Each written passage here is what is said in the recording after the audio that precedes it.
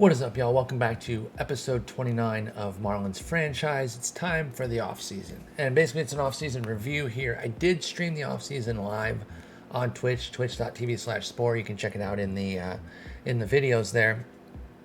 I was going to post that whole thing as a YouTube video for people that wanted to do the full thing. With this, a rundown of it as well for people that didn't have time. But it ended up being a 5-hour stream. And that in and of itself is not a problem, but not enough happened in that 5 hours to make it worth posting the whole thing. It was a bit slow paced, too slow, as far as I'm concerned. And so I'm if you had that feedback, if you did go to that stream and now you're watching this, I acknowledge that. And I'm normally somebody who does not go very quickly with things. I like tangents. I like diving deep. The deep dives are my thing. This was too slow, though, even for me. It wasn't a busy off season because there wasn't a whole lot to do, and yet I was still having a great time vibing and hanging out with the stream. So I don't regret the stream. As a stream, I thought it was fine, but as a YouTube video, it would be nothing. Like, or just be too little happening for someone to even commit 5 hours. Even as a second screener, doing their work, not enough happens. I don't want 5 hours of your time that way, or even 2 hours if you would watch it. Let's just give you the rundown here. So I'm keeping that in mind. I'm going to stream off seasons in the future. They'll be much tighter paced. And then I will upload the whole thing on YouTube for the stream. And then also a rundown video like this is. So that will be the future of off seasons, but this one just didn't quite execute. And that's on me. So as you know, we won our second straight World Series. I'm still basking in the glow because we lost one game in the playoffs, and I just did not see this team being that strong. So to really rally the way they did, especially with the massive split in pitching versus hitting, I doubt I'll be able to see these anymore. Oh, no, they still have last year's. Okay. So we had a massive split. I guess we're only in January. It just was awesome that we came through. So first things first, we got dealt a rude awakening right as the offseason started. I decided, okay, let's go ahead, get the personnel handled. Nobody wanted to come back. Manager Miguel Bautista, who we plucked out of obscurity, former pitcher for the Diamondbacks and others, replaced Don freaking Mattingly, a legend, at least on the field, maybe not as a manager. But, I don't think he's a terrible manager. He makes, his foibles like anybody else, but he's whatever. He makes the playoffs every year with us, wins back-to-back World Series. He don't want to work for us? Okay. That's all right. Maybe we'll just promote pitching coach Frank Bertrand. He doesn't want to work with us.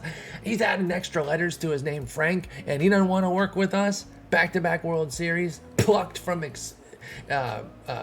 obscurity. I lost my word, so I ruined my rant. Unbelievable. That's all right. At least we will keep our health, and we will keep it in tip-top shape. Oh, come on, man. This is ridiculous. Rick Jameson didn't want to work with us. Made the playoffs 4 straight years. We had our share of injuries, as any team, but we were pretty healthy overall. 2 World Series, and he don't want to work with us? Unbelievable. So a disastrous start to the offseason. I won't lie. I was pretty bummed. He doesn't even have a team. Good. What's up now?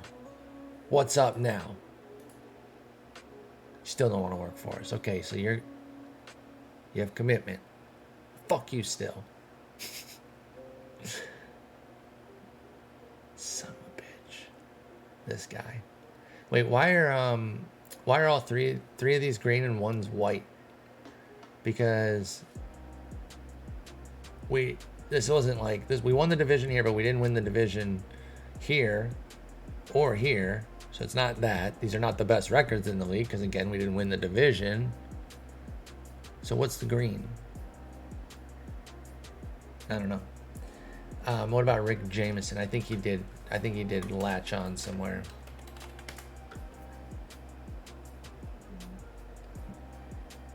Wait, he's going by Dick now? You're going by... Wait, what? You can just change your name and we're not going to know who you are. You asshole. This guy, dude. This freaking guy. I'm Dick now. Yeah, you are a dick. This fucking guy. Unbelievable. I'm glad you're not working. I hope these bums never work again. So mad. So, we did work on the personnel. That was the bulk of the stream, by the way. It was really getting the personnel ironed out because we had so much to fill in and I messed up. Oh, they're content now. Never mind. They hated each other. During the stream, with everybody like this, no changes, they were feuding.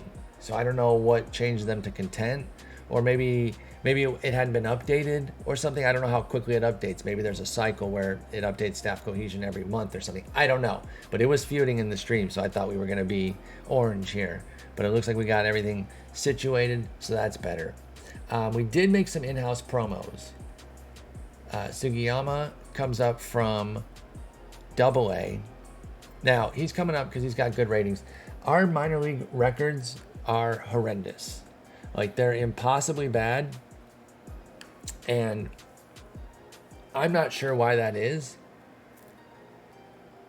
Talent is probably part of it. A big part of it, I would imagine. We don't have a great farm system, so I guess it's really just the talent. But I was kind of hoping that the high quality staff that we have would counterbalance that a little bit, or at least maybe not counterbalance it, because you can't, if you don't have talent, it doesn't matter how good you are at coaching. But I thought maybe it would, help at all, and it just doesn't. We have the worst records. I promoted Bobby Ayala from AAA. He's a fantastic pitching coach. Brought in Milton Bradley, temperamental, out of prison, and we do not co-sign Milton Bradley's real life behavior. Let's just be clear. And then we got a team trainer here, Manny. Is that going to be a Y sound with the double L's there? Raboyar? I don't know. Help me out on that one, folks, if you know. But I love the rehab on the arm and leg injuries. Pretty good at preventing arm injuries as well. There wasn't a ton out there. He was the best, and thanks to GT Sundown for pointing him out in the chat, because that was the right pick for sure. So then, we got a bunch of other guys. I'm not going to go through everybody, but Scott Stahoviak got promoted as well. He's been with us for a while. He's a high-quality manager. Again, the record doesn't show that, but I really think it's the talent I'm giving them. So we'll see how it goes. And we got a bunch of other new folks that... Most of them are good. Some of them down here, actually pretty much anyone down here from, say, Jupiter on down, if they're off, if they're only through 2028, which is the next season, they weren't that good. And I just did a 1 year, and we'll get more guys next year. There just wasn't enough to go around. Plus, you got to have people interested in those jobs. There can be great players, but they have to be interested. And the further down you get, it starts to dry up. So by the time we got down there just wasn't enough that's like high impact. So I made sure the primary minors, triple double, and both singles, excuse me, I knew there was a hiccup coming, and I was like, just get it out. Sorry. I got those covered with pretty strong staff. And then the rookie leagues aren't great, but they are important still. And we do have some good guys there. They're not like slugs. Huckabee was a pickup from last year. He's been pretty good. Or he is pretty good, as, again, ratings-wise. So, anyway, that's our new personnel, our new trainer. Let's get into the awards. We did get some. League history. History index, sorry. I was looking for awards. I was like, wait a minute. It's in here. American League, let's do Gold Gloves first. American League, Thor, Murphy, 6th in a row, 7th in a row, straight up 7th in a row. Brandon Drury at age like 35, 34, 35, popping off a Gold Glove. Okay, Royce Lewis back-to-back, Bobby Witt, Correa back-to-back, 5th overall. Colton Cowser, is that on Baltimore too?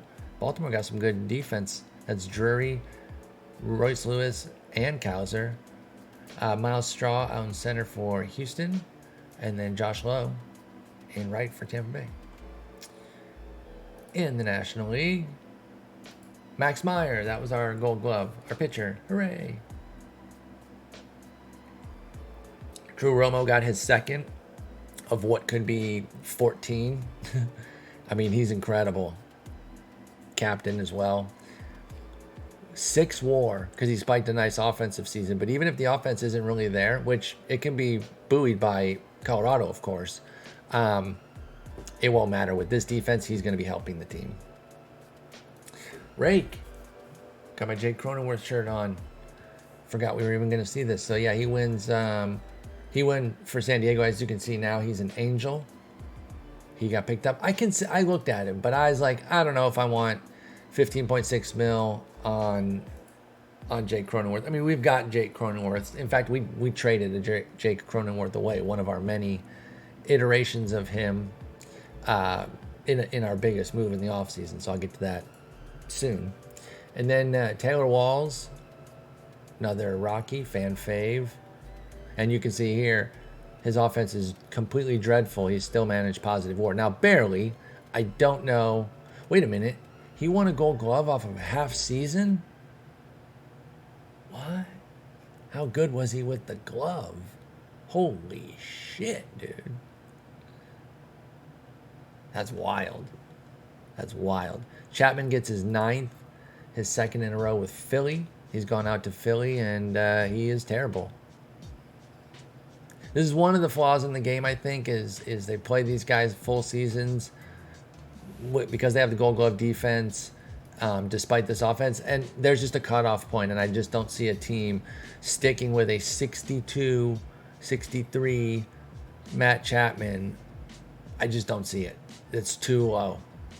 Chapman could hit these batting averages one day, the way he swings and misses now, and still be good enough to keep playing, but he would have like a 415 slug. So, there'd still be enough power there. If you're hitting 183, that's a 232 ISO. You can live with that kind of power and great defense. But not this. This is too low. Is this Luis Suarez? Yeah, we saw him last year. He's got back-to-back seasons now. Led the league in steals as well. 3-win season despite a 73 WRC plus. Lamont Wade. This is one of my favorite stories of the whole sim so far. He's become a really nice player. 4 Gold Gloves, 2 All-Stars, and a Platinum Stick back in 2022. He's just rounded into a really nice player. He's 34. He's a free agent right now. Hope somebody picks him up. If we needed a lefty bat that kind of platoons and plays maybe a little bit against lefties, I'd go for it, but that we actually have an abundance of that. We need the opposite. If he was a right-hander, he'd have a better shot with us right now. Michael Taylor gets his 7th. He picked up in a 1-year sample with not sample, but just a 1-year jaunt there with the Mets. Again, 42. Like I don't think so. I don't think so. In real life, he had a 78. That's a far cry from 42, though. 42 is horrendous. Oh my God, it's so bad, it's unbelievable. And then Matt Vierling back-to-back, just kind of twisting the knife on us. But not really. We're happy with Joe Erlin. Still think Joe Erlin was the better play. I mean, Vierling's making some money now. It's not that I didn't think he was good. If you don't remember, by the way, I picked him up in the Rule 5 because he was... Or no, I didn't pick him in the Rule 5. I got him in a trade for Michael King and Yoendris Gomez. Oh, damn it. I hate that the back button doesn't go back to the history. Michael King. He was not great. Now he's got a huge injury. He's in trouble. But then Joe Erlin de los Santos was available in the Rule 5, a guy that I'd been looking at previously in the offseason. And I was like, I got to go for him. And then Washington picked him from us in the Rule 5. So I'm fine with it. I'm fine with it, I swear to God. Platinum Sticks for the National League first. Campusano gets his 2nd. Olsen his 2nd. Benitez. Yohan Benitez. We're going to be talking about this name a lot, I imagine. This is one of those badass prospects from Arizona that's paying off already. Remember, they've had like several huge prospects. They're starting to pan out, and they still have the number 1 overall prospect and a couple others in the top 25. Arizona about to become a force. Speaking of forces, Tatis, unreal. Just so good. Austin Hendrick got his 2nd. He's a monster. 61 homers, 170 WRC plus in a 7-win season. I had him pretty high in my NL MVP ballot. Christian Vaquero, nice season. Nice 120 WRC plus in there with Veerling, and he plays good defense too. They got a nice little outfield defense. Bryce Harper, still beasting in Philly. We love it. I'm a big Bryce Harper fan. Spiked a 52 homer season in 2024, which wouldn't even be crazy at age 31. Like it really wouldn't. He's that level of player where I don't know that he'll do all of this. Obviously, if he does, he's a walk-in Hall of Famer. He's obviously on a Hall of Fame trajectory. But think about this, like, we're all the way here, and he's only 35. I say only because look at how much production he has. Just thinking about this 52 homer season, that'd only be age 31. That's not crazy. He's 29 right now. He's so good. Bryce Harper's so awesome. And James Triantos, we saw him last year, or earlier this year when we faced the Cubs. He had an excellent season, second in a row. Actually, his rookie season really wasn't too bad, coming from high A. So, I mean, it is an 85 WRC plus, but considering, pretty good. Let's do the AL. Hello, I'm hitting the back button like 50 times. Having some struggles here. Platinum sticks for the American League. Rutsch gets his 4th, second in a row. It was broken up. It goes 2, Kirk, 2. Vlad gets his 6th. Sorry, Torque. We took you away from the American League. You probably would have gotten your 3rd in a row. Gage Workman gets a 2nd back-to-back. Another 30-30 season. This guy's unbelievable. Hitting 224, going 30-30. Wild. Wild season. Wander gets his 3rd in a row. Tim Anderson. Damn you, Tim Anderson. Malfred Sosa gets his 2nd straight. Fishboy gets his 4th in a row, 12th overall. Jesus Alvarado is unbelievable. Looking a lot like Austin Hendrick there. And then Heriberto Hernandez, damn it. We had him. We traded him for, Chappelli, who I was like, is just a younger, better version. And then when we got him, his ratings plummeted, and I was like, I got wamboozled. I got slam-beezied. Now, the Premier Awards. Jesus Alvarado did win AL MVP. Will Warren, look at this season. Look at this. Look at this season. He's led the league in strikeouts 4 years in a row. He had a 2.18 ERA, .91 WHIP, 6.3 hits, 10 more, just a filthy season. Absolutely nuts. So the Yankees got the Pedro and the MVP. Johnny Piron won Rookie of the Year for Tampa Bay with a really nice 3-win campaign. Andrew Perez won the Mariano Rivera. Oh yeah, he was with 3 teams. This was a wild season too. So Toronto waived him. Cleveland scooped him. He was unbelievable with Cleveland. So Oakland's like, can we get him? And they did. Claimed off waivers, and they turned him into 2 prospects. A 40 and a 35. That's not bad at all for a waiver claim. You held on to a waiver claim for 3 months and turned it into that? That's a red paperclip move right there. National League Awards. Fernando Tatis, his 3rd straight MVP, 4th overall. MacKenzie Gore. Oh, shit. Christian Vaquero won Rookie of the Year, and Chris Rodriguez. There's our award. Look at that. Well, I might as well tell you now. I blew that one. We got MacKenzie Gore, the reigning Pedro Martinez Award winner, y'all. It was not next on our list. It was right after this, but it kind of coincided with the thing that was coming up next, so I didn't really blow it too much. It's not like I had it planned way down the line. But yeah, we got MacKenzie Gore, and it was really surprising. Brian Rocchio was the centerpiece, and I could have just done Rocchio for Gore. I actually put those other 2 guys on because they were kind of 40-man waiver fodder, and I was like, if we can throw them in to get anything else with it, I might as well, which I got an 8th round pick. So I threw in Rodney Green and Drew Thorpe. Again, they were the 2 lowest on our 40. Thorpe actually jumped up Yeah, we had him as a 45. I mean, it's whatever. He's pitching depth. It's not bad. I just wanted to get the spot. I thought the spot was more worth it. But I couldn't believe that Gore was available for Rocchio. And I love Rocchio. And these last couple off seasons, he'd always pop up in the make it work now, even if his rating was a bit below the others. When he was a 50 or 55 and all the guys they wanted were like 60 plus, Rocchio was always there. So other organizations really like him too. I mean, he's a 60 right now. OSA think he's got 65 upside, and I kept waiting for him to tap into that. Now, it is only 4 seasons. He's only 27. I say kept waiting as if, it took forever. He could feasibly still have a jump from here. I mean, he did improve a bit last year, 87 to 95 on the WRC plus, but I was really hoping to get that power into the 50 range a year or two ago, and then by now, maybe with his work ethic and a good season or two, he could be in the 55 range, which would then really kind of put him on another level with this contact and avoid K. But 45, it's just not making the grade.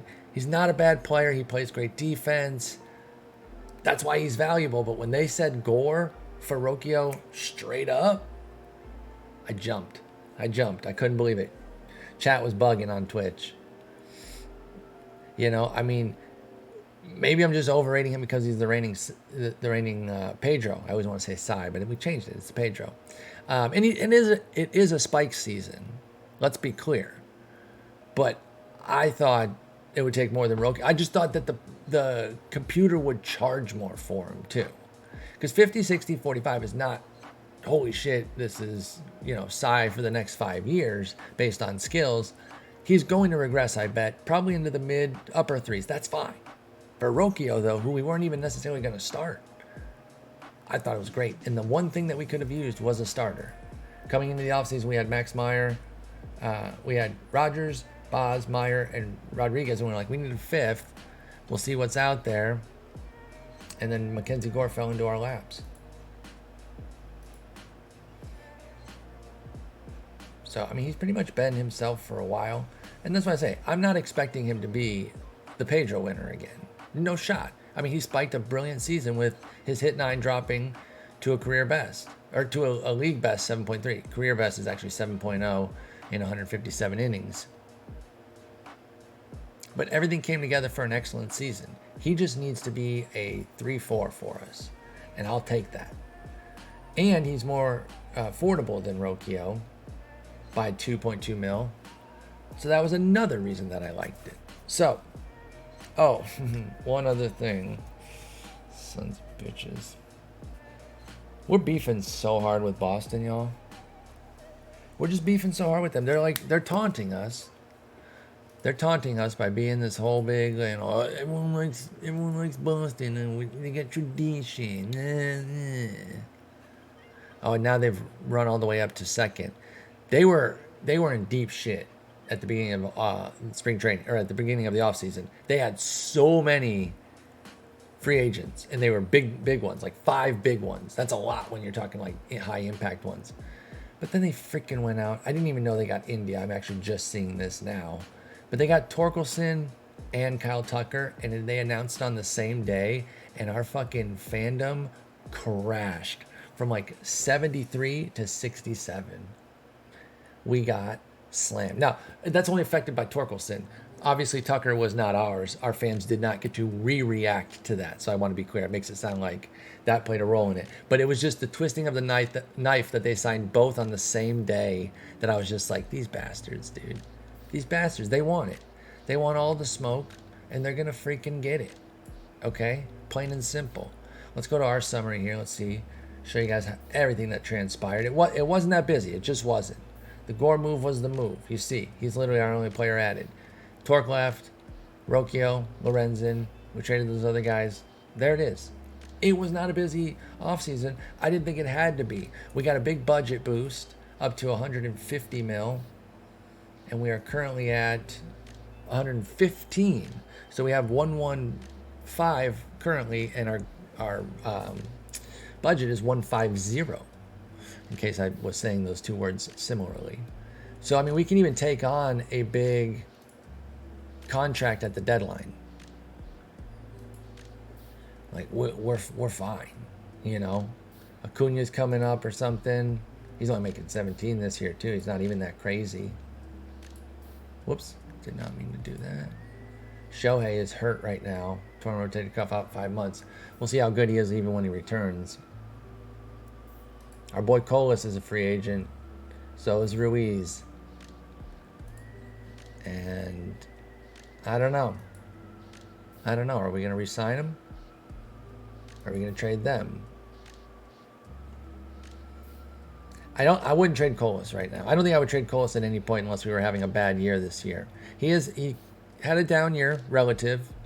He was still a 35 home run hitter. He still did his thing. He was still a force for our offense. It was just a little bit of a down season. And then I wonder, actually we can check. Did he get better? Does OOTP think protection is a thing? Did he get better when Torque got there?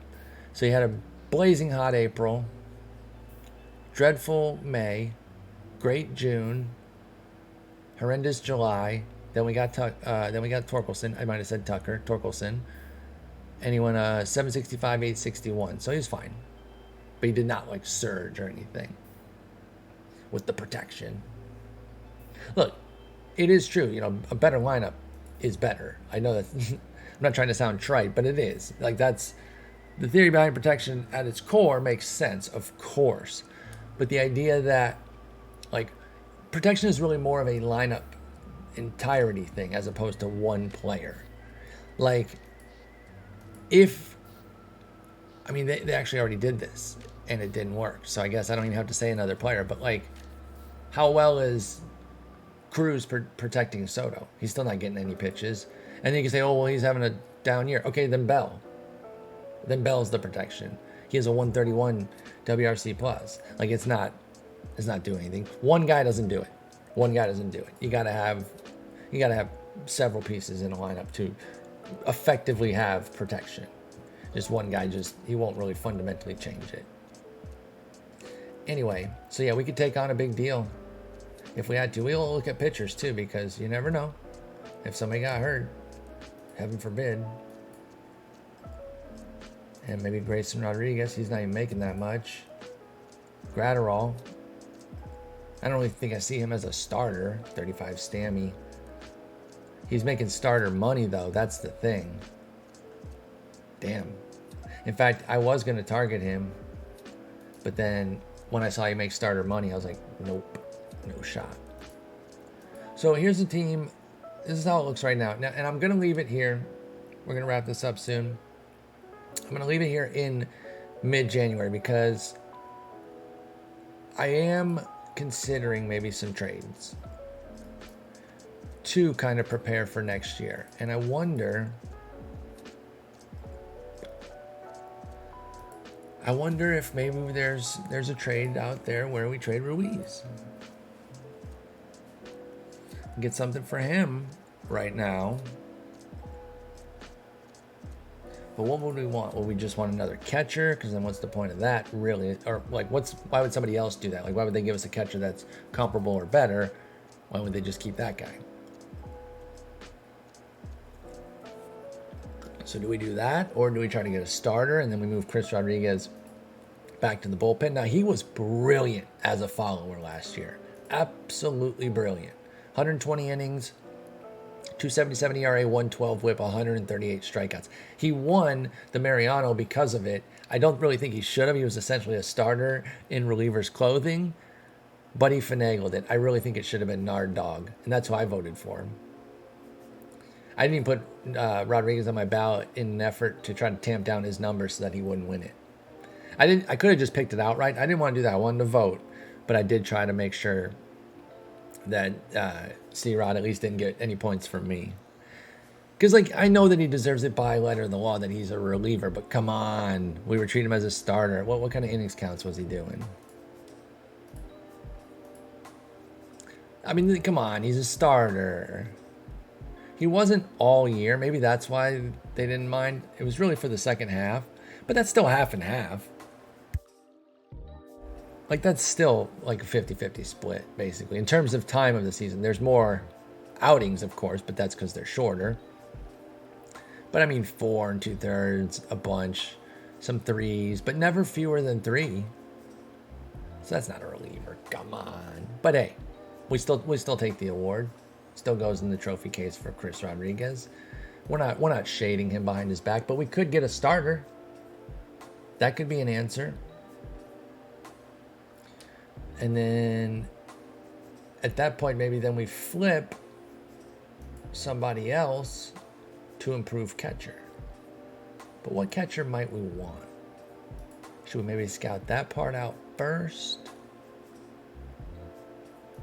I'm just going into this screen here just to get to this. Actually, no, I want to look up a catcher. Okay, hitters, catchers. I think they already got to be at least a 50 or 45 overall, but they got to have crazy defense. Where's their defense? You can't search by defense? Oh, right here. I'm a dumbass. 60 min. 60 min. Let's see what that even just brings up. Okay.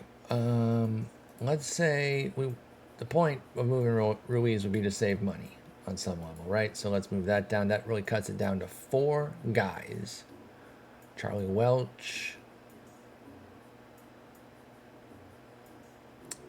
Yeah. Sean Murphy. Gold Glove God. No bat to speak of. Antonio Gomez. Wait, where is Murphy then? Oh, he's a free agent. Oh, we could just get him. Oh, we can just get... Well, now that's a potential. And then Jonah Heim, who's 32. What if we take that...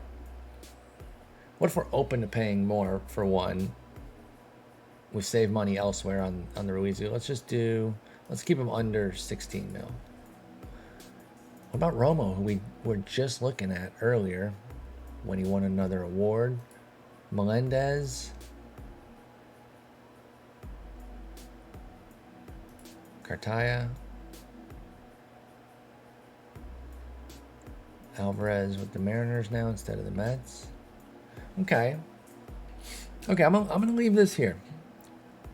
What do y'all think of possibly trading Ruiz, getting a pitcher, and then moving something for a different premium catcher, maybe a little bit more team control, ideally, or not ideally, like that would be the prerequisite, because otherwise why would we trade for somebody who's also about to be a free agent? And I wonder if maybe such a flip would include one Trevor Rogers. He's an extreme fly ball with a 45. Our park helps him, no doubt. But it's still a problem. And it's not going to get better as he gets older. There's no reason to think that. He's a 1.5 at home, a 1.9 on the road with his homer 9. Even the 1.5 at home prevents him from really getting much below 3.5. He's making a ton of money. I just wonder if maybe there's something here.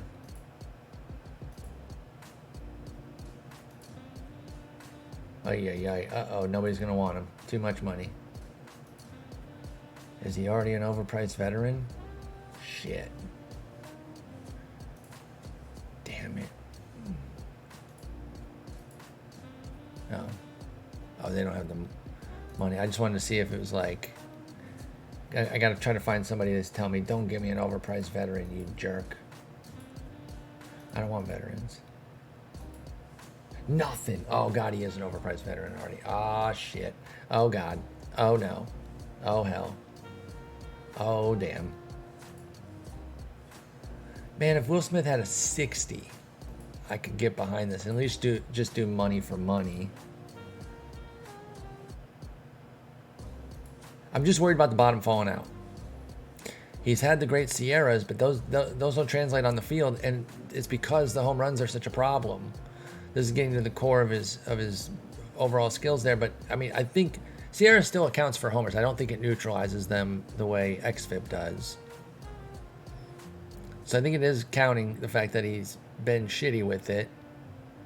which is why I still don't really believe these Sierras. 295, that seems way too low for a 19% K minus walk rate. What are maybe I have the wrong frame of reference. I don't think starting pitching K minus walk rates are at that level creating that kind of Sierra. I think they're like Corbin Burns was probably like a 30 last year. Yeah, he was a 30. So Max Scherzer was a 29% strikeout minus walk rate and had a 290 Sierra. 293 Sierra at 28% for Cole. And Cole's a pretty decent comp because he had a home run issue himself. Robbie Ray had a 25% strikeout minus walk rate last year with a 1.5 homer 9, and he was a 3.21 Sierra. Now I know we're a few years in the future here, and the universe might be a little different, but we're not living in a drastically different world skills-wise that we've been noticing. He didn't lead the league in strikeout rate. 10% walk rate is still below average, so I don't think I believe these Sierras. I think there has to be some sort of calculation that's holding them down. So, and plus, at some point, Sierras can only take you so far. You got to go with what's on the field, and the last 2 years have not been great, and the whip has been a part of it. The defense improved this year. It did help him get 31 points off the whip, or off the BABIP, but they threw a bunch more, or at least a little bit more, into the homer per 9.2. That's not that much. I don't want to overstate that. But I'm not there with Rodgers anymore, but now I'm noticing that he's an overpriced veteran. The league agrees, and they don't want this clown either. Still open to thoughts on the idea about Ruiz. I will say, I'm going to ask this in the Discord too, but if you're watching this on YouTube and you're not watching it on like Saturday night or Sunday morning, which is a quick turnaround, I acknowledge it. I'll probably make a move by Sunday on some front there. So listen, I know I'm a small channel. I'm not getting like tons of comments or anything like that. So that's fine if there's zero. I'm just saying if you're interested and you care to give your thoughts, I'm interested in hearing them. Even if it's past the day, even if it's past Sunday, I still want to hear your thoughts on it. I'm just saying I might not be able to take it into consideration if I've already made the move. But anyway, I think I said 10 minutes ago that I was ending, and then I got on the Trevor Rogers train there. See, this is what the stream is like with all the tangents. But at least we're doing something baseball related. I'm not sitting here twiddling my thumbs. Appreciate y'all watching. Episode 30 will be the rest of the off season. Oh no, episode 30 might be the special episode that I've been hinting at, where I'm just gonna have something that I want to do that I think is gonna be fun. I'll just say what it is. It's not that special. I don't want to build it up too much. I'm just gonna review all of our drafts and see where they've been. 22, 23, 24 especially. Those three have had enough time to marinate a bit. Let's see what's going on with them and how we've done. So I just want to do a separate episode, a draft review of the entire draft pool that we've had since 2022. So that will either be episode 30 or 31. If it's not 30 and it's 31, that means episode 30 will probably only go into like April, because I don't want to be in the middle of the season. It's kind of an off-season thing, right? So it really should be the next episode. In fact, I'm going to write it on here. I'm just going to say Ep 30 draft review. So I will do that. And that would also maybe open up a little bit more time to respond to whether or not you think trading Ruiz ahead of time is a good idea and shuffling that around and trying to still move Rodgers. I know the shop didn't work too well, but we'll still find something, I think, where we can move him, kind of finagle all that around. So get those thoughts in. Like I said, even if it's past Sunday, don't worry about it. I still want to hear what you think. Draft review episode 30, and then we'll begin the 2028 season. Thank you so much for watching. Peace.